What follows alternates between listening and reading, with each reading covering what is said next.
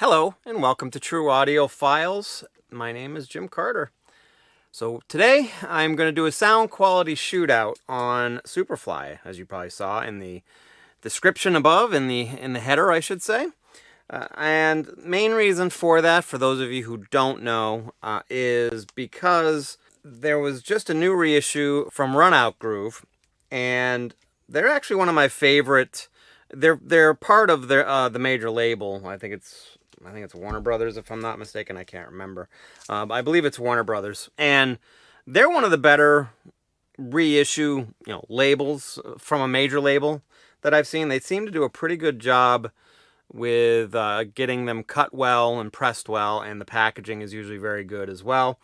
And lately I've also noticed on some of them they add some really great added bonus material and things like that. So, not to mention the fact that this particular one, which was cut by Kevin Gray. So we'll get into that a little bit later in a little bit more detail when I go over the ones I have here. So hope you're all having a good week this week. So let me kind of go in and we'll talk about the different versions that I compared. I essentially just took, I listened to the album and decided like which track or tracks. In this case, I actually only checked Pusher Man. So maybe different ones are gonna sound a lot different, but in my experience when I was listening to the whole album through, I noticed they all had pretty similar characteristics, all the different tracks. So, and I thought Pusher Man was a really good track because it had some cool effects in it, and I thought it was a good one to be able to do a great A-B comparison, or in this case, ABC comparison. So, so let me go over the ones that I demoed. First one up was the original, or I don't know if it's an original, but it's a very early pressing. I'm not sure where this one came from. This even has some braille on it, but I really like the die cut front cover, it's very cool. I wish they kind of did that on these new reissues, but they didn't. It's a kind of a beat up, somewhat of a beat up copy, but actually, I got it at a thrift store for $1. I don't know, 3-4 years ago, and it's quite honestly probably better sounding or better in better condition than I've seen most ones that you find at a thrift store. So it was a good, nice pickup. And so next one up is going to be the Mobile Fidelity one that came out a couple years ago. This one is an all analog cut from Mobile Fidelity, one of the few of the recent ones that are.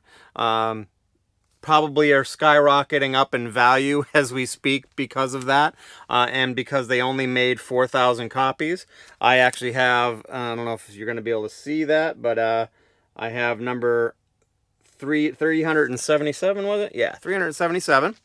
So, and that is a 45 RPM, so it's spread across 2 records. Then finally, the most recent one is actually a 2-record set also, but it's only 33 1/3 RPM, cut by Kevin Gray, and it's got a second record full of like single mixes, instrumentals, extended versions of the songs that are on the soundtrack already, and I really like when they do that kind of stuff. And it also came with a slip mat, which was kind of cool, and a poster.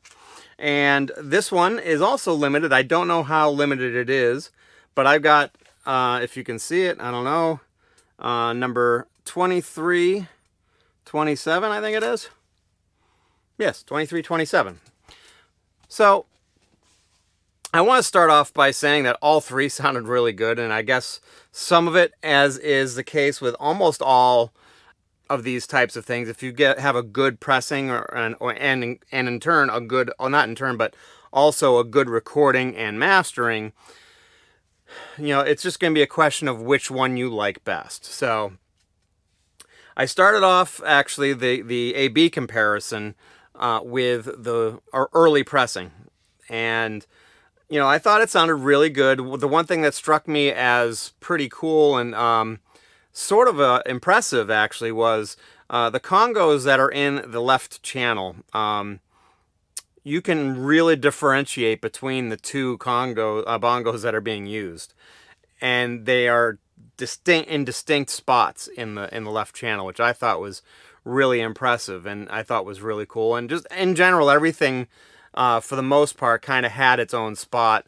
Although the bass guitar and the snare slash bass drum, they all kind of shared the spot in the center, maybe a hair off to the right, and to a lesser extent the vocals did too. But no, it had a really nice warm feel to it. Had a decent amount of bass. Not, if I were to nitpick, it definitely didn't have enough treble, and that would be the one thing that I would probably change on that cut. But overall, it's a nice sounding record. So, especially if you're a person that's, not really into a lot of treble, then you might prefer that cut compared to the other two, which we'll explain why later. So next, I actually listened to the Mobile Fidelity one, and sounded definitely different. It kind of struck me at how different it sounded, and I had to kind of go back and forth a little bit because I think maybe a big part of it was just because it definitely had more treble, and it was obvious that it had more treble. But it also seemed like the drums were a little bit more off to the right on this, and that I think is probably because it had a wider sound stage to it. So those are a couple of the big things that I noticed besides the treble that right off the bat. It seemed like the bass was pretty similar, maybe tiny a little bit more, but I think it was pretty similar.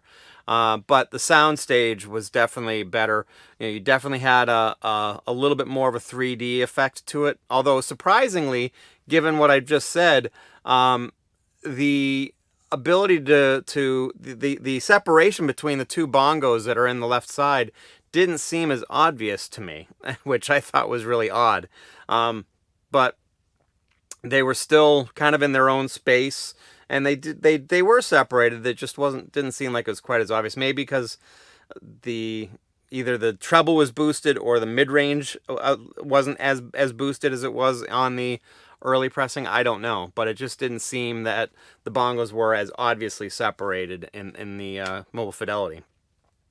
So then went over to the Kevin Gray cut Runout Groove copy, and it wasn't that far off from the Mobile Fidelity one, but I could definitely, there was probably a hair less treble and a hair less bass, so it was probably, I guess, maybe more neutral, if you will, but I kind of personally prefer the more bass, especially, and the more treble. I don't think there was enough bass in the Kevin Gray cut one. I could say that there's probably an adequate amount of treble, and there's certainly more treble in that one than there was on the early pressing. And it definitely didn't have as much of a 3D effect on it in terms of, really being able to differentiate the space between, let's say, the bass guitar and the snare and the vocals specifically, because those three share a very similar space near the center of the recording.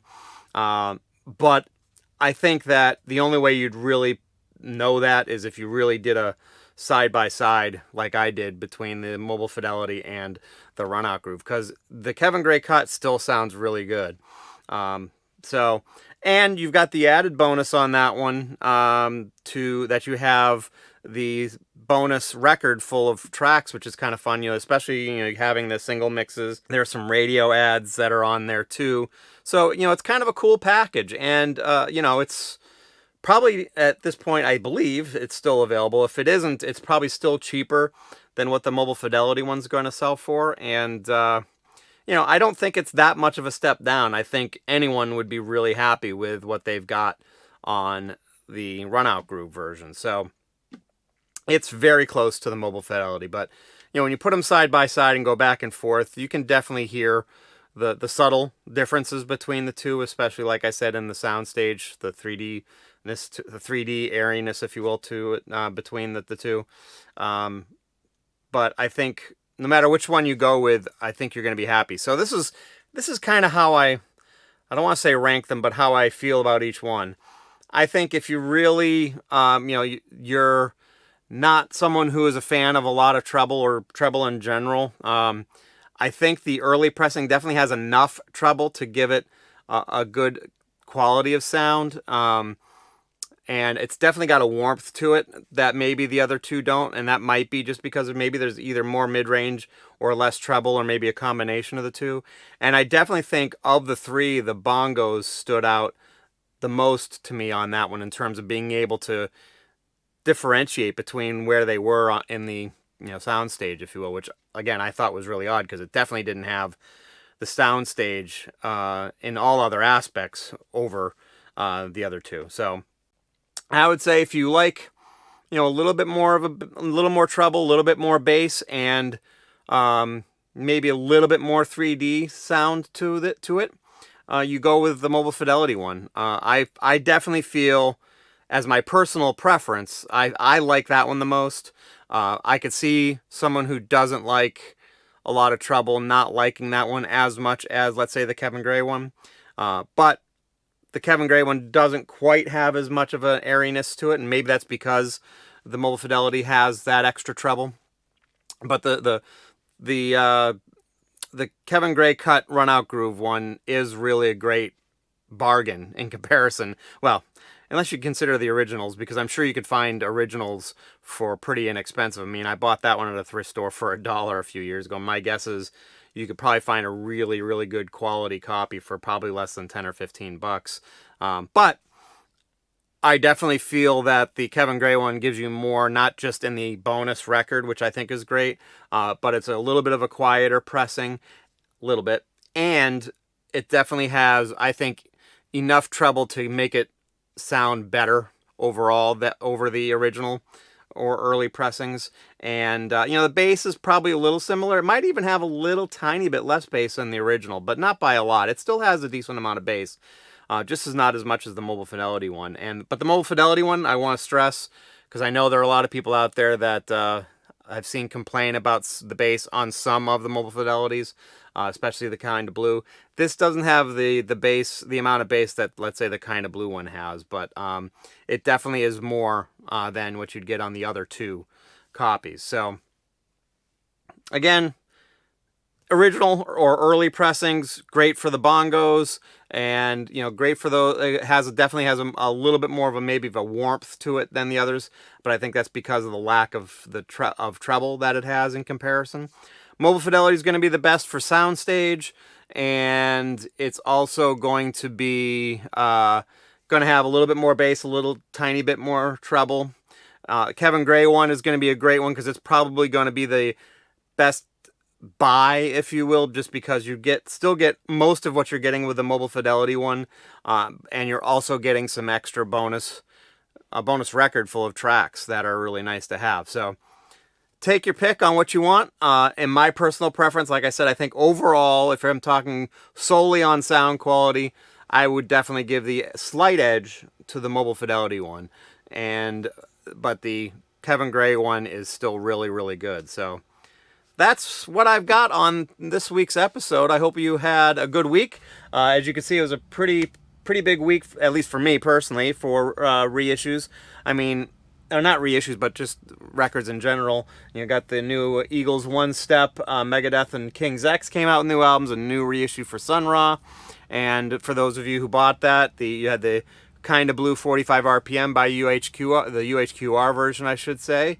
So it was a pretty expensive week for most people, I would say, especially for reissues, high-end reissues. So, but that's everything I've got for today. I'd love to hear your take. Do you have all the versions of Superfly that I have, and you've done the comparisons? I'd love to hear your take, or maybe you feel there's even one that sounds better than the three that I compared here. So I'd love to hear your take. If you liked what you saw here, please hit that like button.